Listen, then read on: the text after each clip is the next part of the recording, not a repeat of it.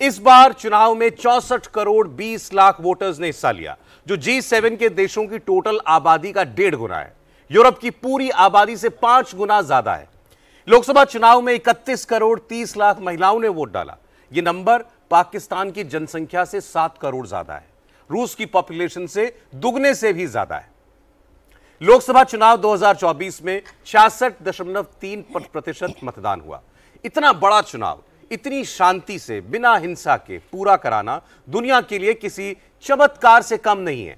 2024 का चुनाव कई मायनों में वर्ल्ड रिकॉर्ड है। वोटों की गिनती भी जो अब से थोड़ी देर में शुरू होगी, वर्ल्ड के लिए केस स्टडी है। जिस तरीके से चुनाव हुए उसी रणनीति से 8 बजे से शुरू होने वाली वोटों की गिनती भी होने जा रही है। 10.5 लाख बूथ, एक हॉल में 14 टेबल और 8,000 से ज्यादा उम्मीदवार होंगे। 30 से 35 लाख लोग बाहर होंगे, वो माइक्रो ऑब्जर्वर्स होंगे। 70 से 80 लाख लोगों के बीच काउंटिंग प्रोसेस पूरी होगी।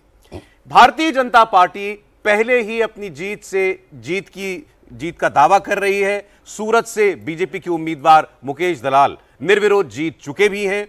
उनके सामने कांग्रेस के उम्मीदवार नीलेश कुम्हानी थे, लेकिन उनका नॉमिनेशन रद्द हो गया। इसीलिए आज काउंटिंग 542 सीटों पर ही हो रही है। नरेंद्र मोदी तीसरी बार प्रधानमंत्री बनेंगे या फिर राहुल गांधी पहली बार मोदी को रोकने में कामयाब होने जा रहे हैं, इसका फैसला आज होगा।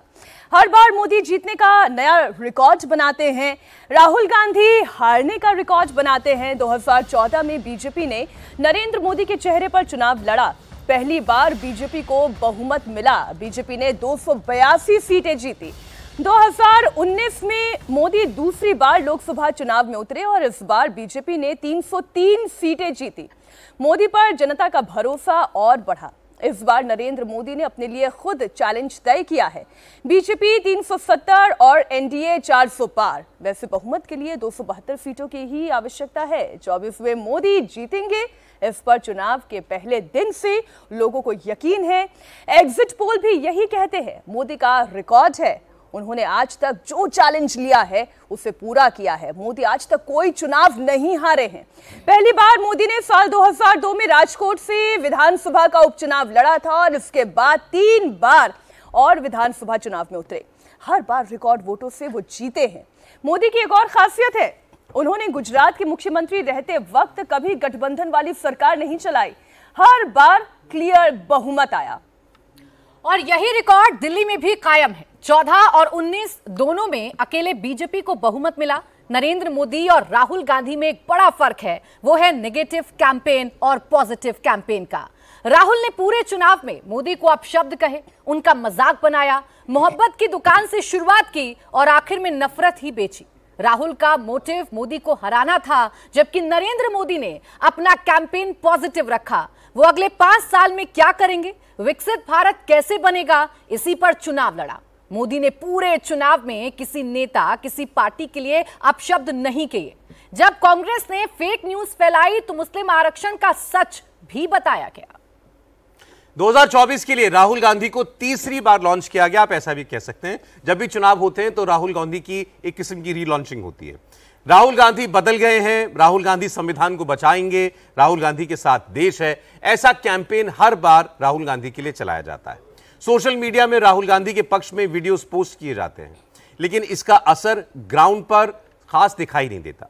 राहुल गांधी ने इस बार चुनाव जीतने के लिए सब कुछ किया। चुनाव से ठीक पहले उन्होंने न्याय यात्रा निकाली, इंडिया गठबंधन के जरिए विपक्ष को जोड़ने की कोशिश की। अरविंद केजरीवाल से भी उन्होंने हाथ मिलाया। ये हाथ कब तक साथ रहेगा, इसका फैसला भी आज हो जाएगा। राहुल गांधी 2 बार मोदी से हार चुके हैं और दोनों बार राहुल गांधी को बड़ी हार मिली है। एक बार राहुल गांधी नए फॉर्मूले के साथ चुनाव में आते हैं, हर बार वो हार कर चले जाते हैं। ये चुनाव राहुल गांधी का पॉलिटिकल भविष्य भी तय करेगा। अगर कांग्रेस को हार मिलती है तो कांग्रेस को गांधी परिवार को बड़े फैसले लेने होंगे। अब ये बड़े फैसले क्या हो सकते हैं, बड़ा सवाल है।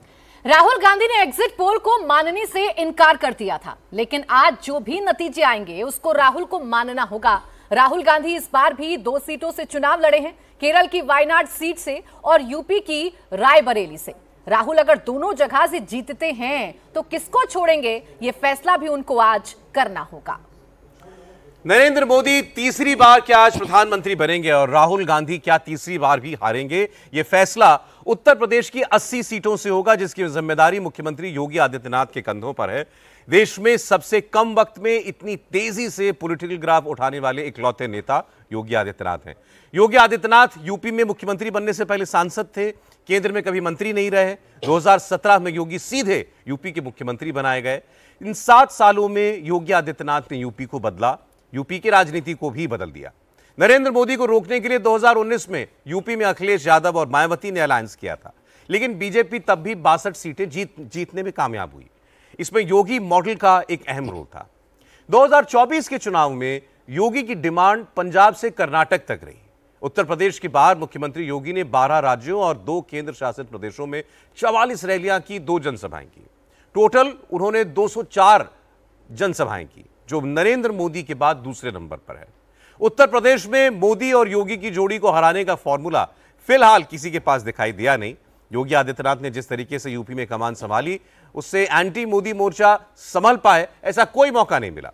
बहरहाल आज की इस बड़ी कवरेज को हम शुरुआत करते हैं। आप सब हमारे साथ बस अब बने रहिए, क्योंकि ठीक 8 बजे जब वोटों की गिनती शुरू होगी, पहले पोस्टल बैलेट गिने जाएंगे और उसके बाद फिर आधे घंटे के बाद, कल इलेक्शन कमीशन ने साफ कर दिया, ईवीएम खुलना शुरू हो जाएंगे दोस्तों। और एक बार जब ईवीएम खोलेंगे तो गाड़ी तब तक नहीं रुकेगी जब तक आपको यह पता ना चल जाए कौन होगा देश का अगला प्रधानमंत्री। मैं आज हमारे इस नए बड़े खूबसूरत सेट से, जो केवल आज के दिन के लिए तैयार किया गया, हमारे मेहमानों का स्वागत करना चाहता हूं। Sir very good morning. Rahul Mahajan ji हमारे साथ हैं, स्वागत है सर। अनंत विजय जी सर, बहुत स्वागत आपका। शांतनु गुप्ता हमारे साथ बैठे हुए हैं, शांतनु जी बहुत स्वागत। संजीव श्रीवास्तव साहब sir, very good morning, most welcome. और समीर सौगांकर साहब हमारे साथ हैं, सर बहुत स्वागत है। अब तो पुरानी बातें करने का मतलब नहीं सर, वक्त बहुत कम रह गया है, 8 बजेंगे, गिनती शुरू, और एक बार गाड़ी दौड़ी तो फिर कहां रुकेगी पता नहीं। लेकिन फिलहाल आप यो जरा स्क्रीन पर एक नजर डाल लीजिए। ये स्क्रीन है जो दिन भर आपको आगे रखेगी, इस पर आपको सारा डेटा जो चाहिए मिलता रहेगा एक साथ। हर राज्य की खबर आपको मिलेगी, हर पार्टी की, हर अलायंस की खबर आपको इस पर मिलती रहेगी, और जो बड़ी खबर आएगी वो ब्रेकिंग न्यूज भी आपको स्क्रीन पर मिलेगी। साथ ही जो हॉटस्पॉट्स हैं, हॉट सीट्स हैं, उन पर कौन सा बड़ा नेता आगे पीछे चल रहा है वो रियल टाइम आपको पता चलता रहेगा। मीनाक्षी, ये जो टैली है एक बार फिर आपको बता दें, 543 सीट में एक जो नंबर आप एनडीए पे ऑलरेडी देख रहे हैं, शुरुआत में ही हमने आपको बताया कि सूरत एक वो सीट है जो पहले ही बीजेपी जीत चुकी है, इसलिए शगुन का जो एक नंबर है वो पहले से ही बीजेपी को मिल चुका है। अब ये नंबर कितना बढ़ता है, क्या ये नंबर 400 के पार तक जाता है, जो प्रधानमंत्री नरेंद्र मोदी का दावा भी है, गृह मंत्री अमित शाह का विश्वास भी है, इस पर जनता ने कितना भरोसा जताया है, आज चर्चा सारी इसके इर्द गिर्द होने जा रही है। हालांकि राहुल गांधी 295 का एक आंकड़ा दे रहे हैं। बड़ा सवाल यह है कि ये जो 295 की वो बात कर रहे हैं, सिद्धू मूसेवाला का नाम ले रहे हैं, ये 295 का आंकड़ा उनके जहन में आया कहां से? उनके पार्टी के जितने प्रदेश अध्यक्ष हैं वो तो नंबर्स गिना रहे हैं, लेकिन क्या वाकई में उतनी स्ट्रेंथ राहुल गांधी के पास है या नहीं? अरविंद केजरीवाल जो जेल जा चुके हैं, आज वो ये सारा खेल, नंबर्स का गेम, एक एक आंकड़ा जेल में ही बैठकर देखने जा रहे हैं, और कैसी विडंबना है कि विश्लेषण भी वो अपने पार्टी के नेताओं के साथ नहीं कर पाएंगे। लेकिन आप इंडिया टीवी के साथ जुड़े रहिएगा, क्योंकि आज का दिन बड़ा दिलचस्प होने जा रहा है। और जैसा सौरभ ने कहा कि ये गाड़ी चलनी शुरू होगी तो रुकेगी नहीं, और जैसे प्रधानमंत्री नरेंद्र मोदी ने आप ही के इंटरव्यू में कहा था ना कि चिड़ियों की चहचहाहट में भी इस वक्त 400 पार सुनाई दे रहा है, इंजन की गाड़ी में भी 400 पार सुनाई दे रहा है। दो बेहद एक हमारे सहयोगी और एक खास मेहमान हमारे साथ, बीजेपी के प्रवक्ता शहजाद पूनावाला हमारे साथ जुड़े हुए हैं, और रुचि कुमार हमारे सहयोगी हमारे साथ जुड़ी हुई है। बहुत स्वागत शहजाद जी आपका। 400 पार का नारा आज कितना कामयाब होने जा रहा है? पूरी देश की निगाहें तो इसी बात पर टिकी हुई है शहजाद। मीनाक्षी जी, अक्सर सुबह सुबह आपको और आपकी साथियों को हम लोग योग की क्रियाएं करते देखते हैं, परंतु आज लोकतंत्र की प्रक्रिया दिखाई देगी और राजयोग की क्रिया दिखाई देगी 6 से 9-10 बजे तक, और मुझे लगता है 11 बजे तक आते आते ये स्पष्ट हो जाएगा कि जनता ने जो नारा दिया था 400 पार का, वो सच होता नज़र आ जाएगा। वैसे मुझे लगता है कि चाहे जीत हार किसी की भी हो, ये लोकतंत्र की जीत है, जो अभी सौरभ जी वर्णन कर रहे थे कि किस प्रकार से इतना बड़ा लोकतंत्र का पूरा पर्व मनाया गया, और वो भी सफलतापूर्वक, शांतिपूर्वक। तो मुझे लगता है कि आज जो भी नतीजे निकले, सबको इसको स्वीकारना चाहिए, और जो यूनाइटेड स्टेट्स में हमने कैपिटल हिल की तरह एक राइट देखा था, वो करने की कोशिश किसी को नहीं करनी चाहिए। ये आपको कहना क्यों पड़ रहा है शहजाद? सौरभ जी, क्योंकि आपके दर्शक आपकी तरह बहुत समझदार है, कॉफी विद कुरुक्षेत्र देखते देखते वो सारी बातें समझ गए। परंतु चलिए, क्योंकि आपने पूछा तो मैं बता देता हूं। क्योंकि कल रात को जिस प्रकार से कांग्रेस पार्टी ने एक फतवा जारी किया है कि उनके सारे कार्यकर्ता एकत्रित हो जाए और जहां आवश्यकता हो वहां पहुंच जाए, मतलब कि काउंटिंग प्रोसेस में कोई ना कोई बाधा डालने की षड्यंत्र रची जा रही है। इसके अलावा समाजवादी पार्टी के बलिया के प्रत्याशी ने तो ये भी कह दिया कि या तो मेरी लाश जाएगी या तो कलेक्टर की लाश जाएगी, और मरने मारने की, कफन बांधने की बात कर रहे हैं। मुझे लगता है कि लोकतंत्र में इस प्रकार की बातें नहीं होती। हमने कई चुनाव हारे हैं, पर जब भी हम चुनाव हारते थे हमने लोकतंत्र पर सवाल नहीं उठाया। हम ये नहीं कह सकते कि जीते तो ठीक और हारे तो लोकतंत्र वीक। इस प्रकार की मानसिकता जिनमें होती है, जैसे दिग्विजय सिंह ने वर्णन किया है कि उन्होंने कहा कि अगर हम जीते तो वो तो जनता का मैंडेट है और अगर हम हारे तो वो ईवीएम का मैंडेट है। मुझे लगता है ये लोकतंत्र को कमजोर करता है। नजर आ रही है पूरी की पूरी। कांग्रेस की बात कर लीजिए, चाहे आप इंडिया गठबंधन की बात कर लीजिए, आप 400 पार कहते हैं, उनके पास आंकड़ा है 295 का। देखिए, अच्छी बात है, उन्होंने लास्ट फेज के बाद 295 का आंकड़ा दे दिया, पर उसमें से कांग्रेस कितनी जीत रही है कोई ये बताने को तैयार नहीं है। अगर 295 रियलिस्टिक लगे, उसके लिए कांग्रेस पार्टी को 170-180 सीट्स आनी है, और मुझे नहीं लगता कांग्रेस पार्टी खुद ये स्वीकारने को तैयार है कि उनकी किसी भी तरीके से 100 के ऊपर सीट जा रही है।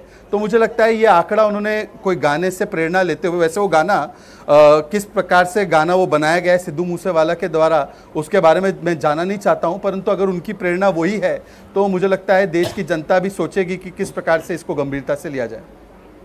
और हमारी सहयोगी रुचि कुमार भी इस वक्त हमारे साथ जुड़ी हुई हैं, जो आपको तैयारी भी दिखाएंगी, क्योंकि देखिए जैसे ही घड़ी में 8 बजेंगे वैसे ही मतगणना शुरू होगी और जो पहला रुझान है आप इंडिया टीवी पर देखेंगे। हमारा वादा यह है कि हमारे इस स्क्रीन पर आपको सारी जानकारी मिलेगी, आपको एक एक सीट का ब्यौरा मिलेगा, एक एक कैंडिडेट के बारे में जानकारी मिलेगी। तीसरी बार क्या प्रधानमंत्री बन पाएंगे नरेंद्र मोदी, ये भी जानकारी आज आपको इंडिया टीवी पर मिलेगी। पूरी तरीके से इस स्क्रीन पर एक एक जानकारी आपके सामने हम रखने जा रहे हैं। रुचि, बताइए जरा क्या तैयारी आप देख रहे हैं? लोकतंत्र का महापर्व और आज है रिजल्ट का दिन। जी बिल्कुल, इस समय हम बीजेपी ऑफिस में है, लखनऊ का बीजेपी ऑफिस, और यहाँ पर अभी नेताओं के आने का सिलसिला नहीं शुरू हुआ है, लेकिन आप एक सामने आपको ट्रक दिखाई दे रही है जिसमें मंच बनाने का सामान है। तो बीजेपी की यहाँ तैयारी है कि जैसे जैसे नतीजे आएंगे और उनको जैसी उम्मीद है कि बीजेपी के पक्ष में होंगे, वैसे यहाँ तैयारियाँ शुरू हो जाएंगी। अब यूपी में जो बीजेपी है उसके अंदर एक कॉन्फिडेंस है कि बीजेपी यूपी में बहुत अच्छा प्रदर्शन करेगी। उसके पीछे सबसे बड़ी वजह जो है वो प्रधानमंत्री नरेंद्र मोदी का चेहरा है, उनकी पॉपुलैरिटी है। क्योंकि हम बहुत सारी जगह गए, वहाँ पर कई जगह सांसद से लोग अपने एमपी से बहुत ज़्यादा नाराज़ थे, जो नया कैंडिडेट था उससे खुश नहीं थे, लेकिन आखिर में वो कहते थे कि हम प्रधानमंत्री मोदी के चेहरे पर वोट करेंगे। तो सबसे बड़ी चीज़ प्रधानमंत्री मोदी का चेहरा है। फिर मुख्यमंत्री योगी आदित्यनाथ की जो सरकार है वो पॉपुलर है, लोगों को लगता है लॉ एंड ऑर्डर सही हुआ है, तो उस पर लोग वोट कर रहे हैं। और उसके बाद सबसे बड़ा एक फैक्टर और है, वो है लाभार्थी, जिसके वजह से बीजेपी को लग रहा है कि इस बार उसको वोट मिलेगा। करीब 14 करोड़ लोगों को राशन बीजेपी यूपी में दे चुकी है अब तक। 1.25 करोड़ उज्ज्वला स्कीम में फ़ायदा हुआ है, करीब 45 लाख प्रधानमंत्री आवास मिले हैं लोगों को। तो ये जो लाभार्थी हैं ये बीजेपी को बड़ी तादाद में गांव-गांव वोट कर रहे हैं। फिर जातीय समीकरण, क्योंकि यूपी में जाति काफ़ी मायने रखती है, तो जातीय समीकरणों को बीजेपी ने 2014 से बहुत दुरुस्त कर रखा है कि जो नॉन जाटव दलित है वो बीजेपी के साथ है बड़ी तादाद में, और जो नॉन यादव ओबीसी है वो भी बीजेपी के साथ है। तो ये सारी चीज़ें बीजेपी में एक तरह से कॉन्फिडेंस ला रही हैं। और उधर अगर आप समाजवादी पार्टी की बात करेंगे तो अखिलेश यादव ने नई तरह की सोशल इंजीनियरिंग इस बार की है।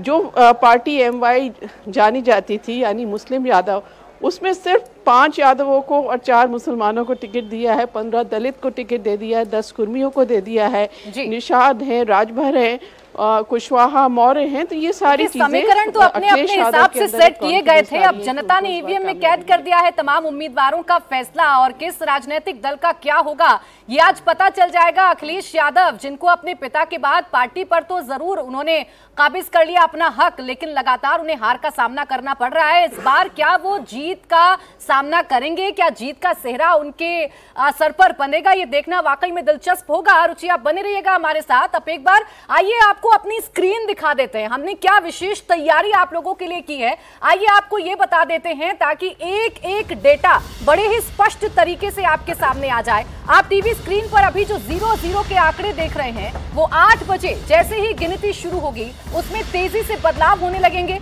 स्क्रीन के राइट और लेफ्ट में अलग अलग राज्यों के नतीजे दिखेंगे, नीचे भी आपको देश भर की बड़ी पार्टियों के नंबर दिखेंगे। सौरभ जहाँ बिल्कुल सर, थोड़ा सेल्फ प्रमोशन जरूरी है ना, रात भर यहाँ भी लोग सोए नहीं है, नेताओं की तरीके से बता दो दें तैयारी क्या क्या है हमारी। तो देखिए साहब, ये ग्रैंड सेट आपके लिए बनाया गया है और इसी तरीके से एक एक करके मतलब कई तरीके के ग्राफिक्स हैं जिसके जरिए आपको हम अलग अलग डिटेल्स एक ही स्क्रीन पर आपको एक टाइम मिलती रहे, वो सारी तैयारी हमने की हुई है। अलग अलग पार्टियों के लिए आपको, जैसे तमिलनाडु में है तो कांग्रेस कौन सी पार्टी जो है वो आगे चल रही है, पीछे चल रही है, आपको पता चलता रहेगा। टॉप पर आपको अलायंस पता चलेगा, एनडीए जहां मोदी जी की तस्वीर लगी हुई है, इंडिया गठबंधन जहां पर राहुल गांधी की तस्वीर लगी है। बहुत इस पर भी सवाल हुआ कि साहब यहाँ खड़गे साहब की फोटो लगाई जाए, किसकी फोटो लगाई जाए, राहुल गांधी। फिर हमने कहा नहीं, राहुल गांधी लीडर तो राहुल गांधी ही है, तो उनकी फोटो यहाँ पर लगाई गई। ये देखिए, तो ये एक और तरीका है, जैसे ऊपर यहाँ एक स्टेयरकेस जो है तैयार किया गया, इसमें हम लोग चल भी सकते हैं, इस पर आप लोग चाहे तो हम दिखा सकते हैं आपको।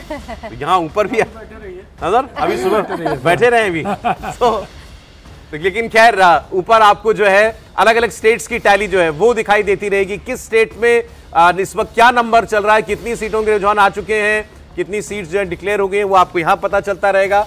और इसी तरीके से आज पूरा दिन आप इंडिया टीवी के साथ बस जुड़े रहिएगा। सर मैं ओपनिंग कमेंट्स ले लूं अपने मेहमानों के।